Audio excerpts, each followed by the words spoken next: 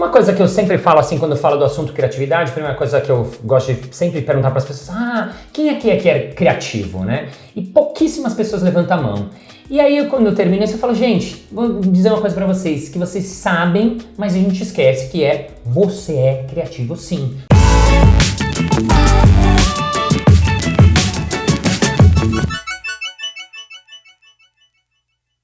Oi pessoal, hoje estou aqui com Márcio Balas, palestrante, palhaço, apresentador de TV e ator. Quer dizer, ele faz muito mais do que isso, mas a gente vai agora conversando ao longo do nosso bate-papo aqui, a gente vai saber e conhecer um pouquinho mais sobre ele. Bom, para começar, eu queria que você falasse como é que foi a tua experiência de aprender teatro em Paris. Fala, é chique. Chique, né? É chique nada, fui bem ralé mesmo, né? Mas a verdade é que dos 17 aos 27 eu não fazia nada artístico, eu trabalhava na papelaria do meu pai faleceu assim quando eu tinha 17 anos, eu tive que pegar o negócio dele, e quando eu tinha 27 anos eu resolvi que eu queria ser palhaço profissional, queria estudar, fazer e tentar viver disso. Minha mãe ficou louca na época, não, como é que você vai viver de arte no Brasil e tal?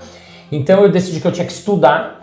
Então eu acabei indo pra fora, né, eu não tinha grana, assim, né, já não tinha meu pai há muitos anos me sustentando nem nada, peguei tudo que eu tinha e fui pra França pra estudar, pra ser palhaço, né.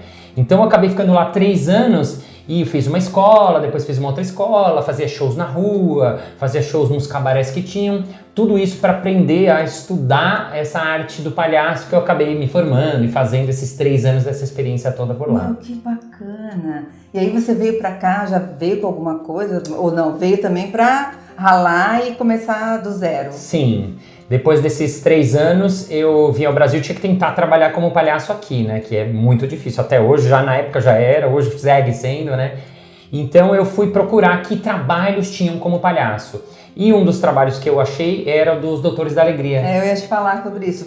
Então já me fala, como é que foi a sua experiência no Doutores? Então, eu sempre tinha esse sonho de trabalhar no hospital, e o Doutores da Alegria era um dos meus sonhos, e tinha uma coisa que era muito legal, que encaixava muito, que era o que eu queria fazer de palhaço, e o fato de ser um trabalho profissional remunerado, né? Porque o Doutores, você recebe um salário para trabalhar lá todo mês no hospital.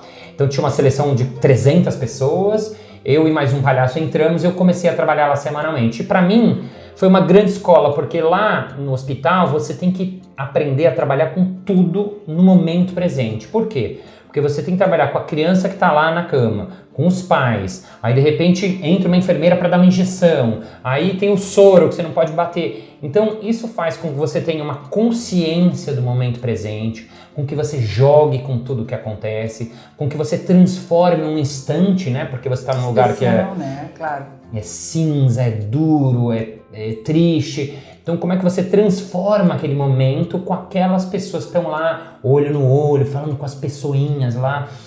Então para mim foi uma grande escola, né? Fiquei 4 anos lá e foi uma experiência incrível, humanamente, né? Porque é muito legal você fazer parte, né, da vida das pessoas nesses momentos duros e difíceis, e artisticamente também, porque lá que eu comecei a trabalhar com o improviso, com o jogo, com essa questão do palhaço. Então foi incrível pra mim, foi uma das minhas grandes escolas. Assim. Que legal, acho que também uma grande escola e algo muito bacana e diferente foi o Palhaço Sem Fronteira, né?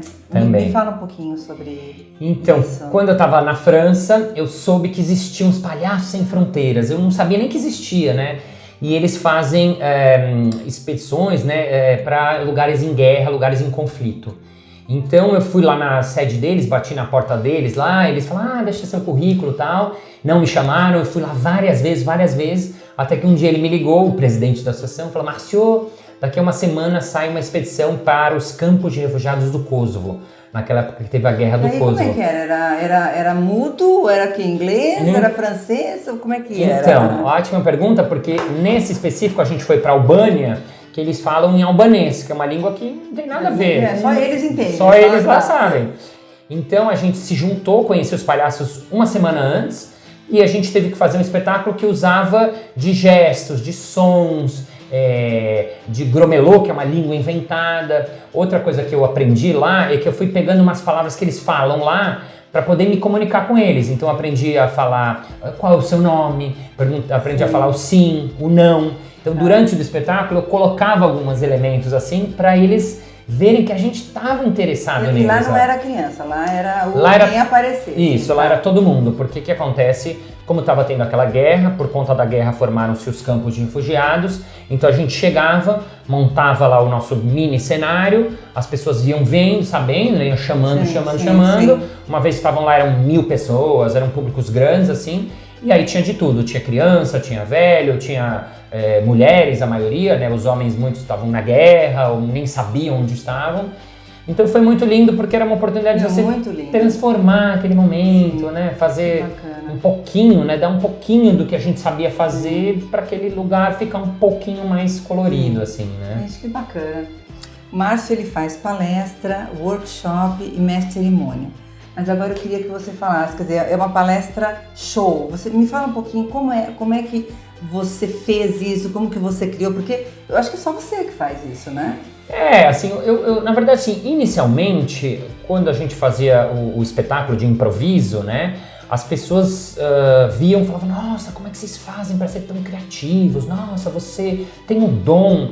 E eu falava, não, a gente estudou muito, tem uma técnica. É um trabalho, Exato. E aí eu comecei a fazer os shows nas empresas.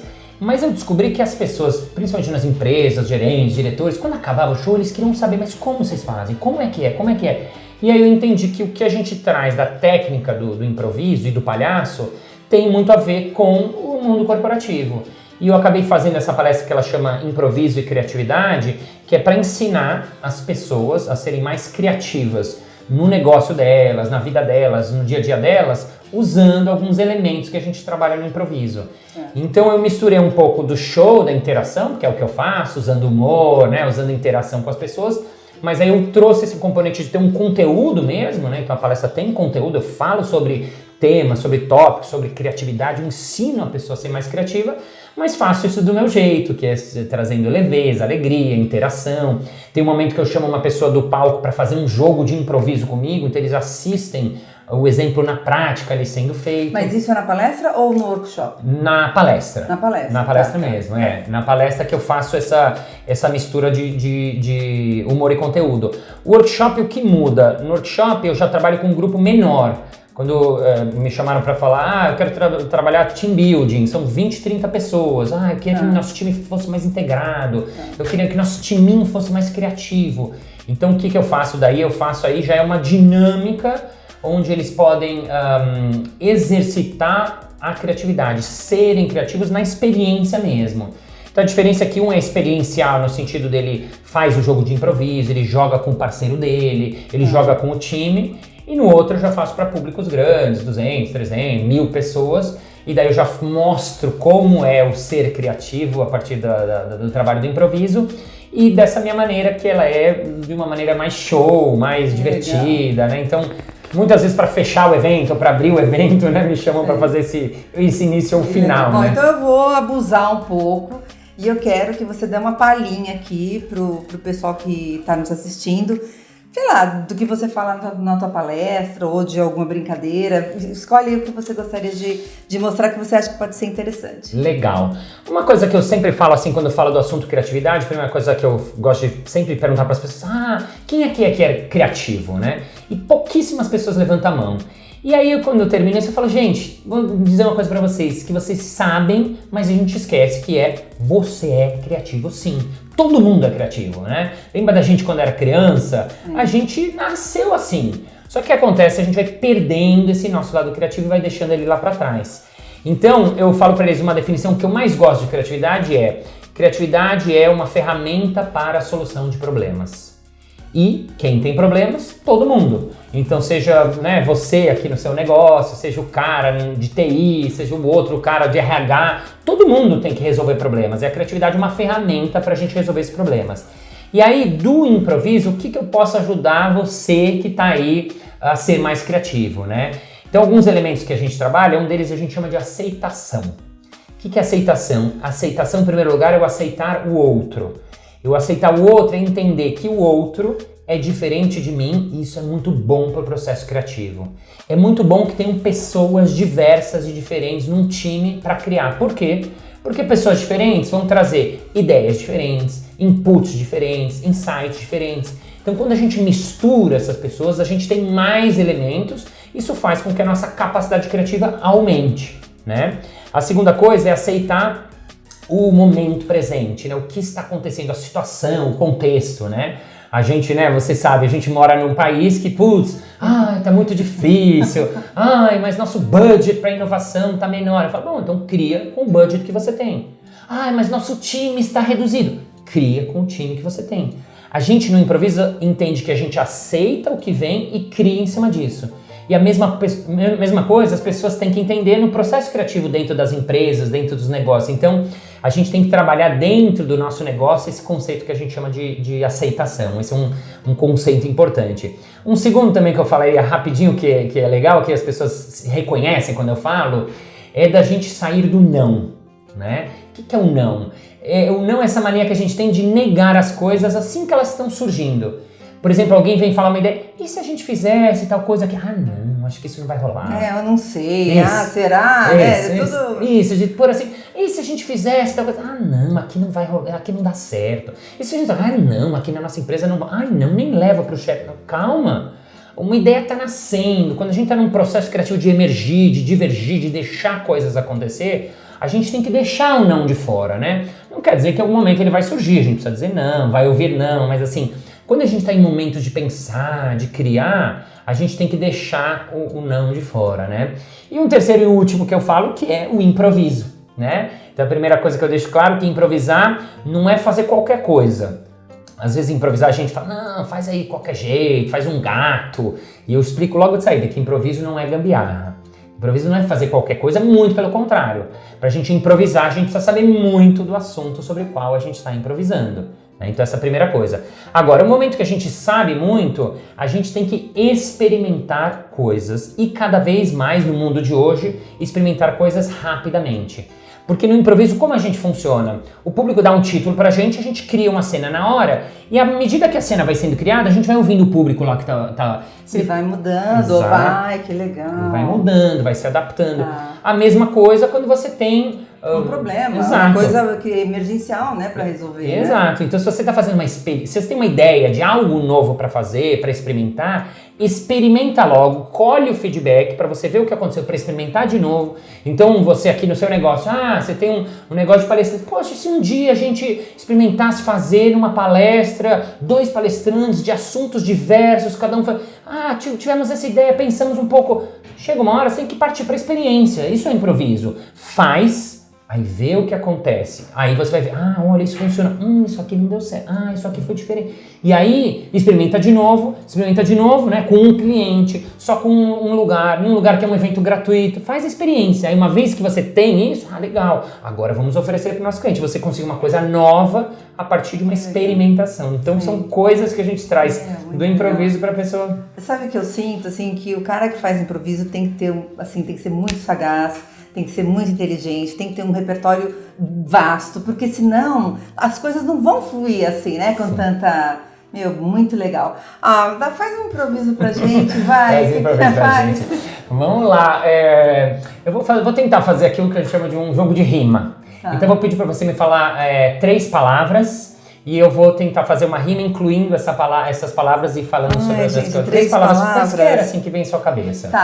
Então vamos palestra, que ela vem. Palestra. Tá. Sono. Vou dar coisa. Palestra, sono e... deixa eu ver. Difícil, vamos ver. Palestra, sono e bola. Quero ver, vamos ver. Tá bom. Eu sei que não é necessário, eu sei que não é preciso, mas vou tentar aqui uma poesia de improviso. Tem gente que faz trabalho, tem gente que na prova cola, tem outros que gostam muito de jogar a sua bola. O nosso país nesse momento, ele anda muito mar, porque o nosso craque tá em baixa, o nome dele é Neymar. Você sabe que eu estou precisando ir, porque está me dando um sono e eu queria ir dormir. Mas antes que a gente se despeça, porque São Paulo é a nossa cidade, queria dizer que minha palestra é de improviso e criatividade. E antes de chegarmos aqui, agora é hora do final. Queria agradecer você, que é a Sandra Pascoal. Muito bom! Ai, É Márcio, isso, obrigada, obrigado. querido, obrigada. Muito obrigado. Gente, fala, foi massa. Obrigada, tchau, tchau. Obrigado.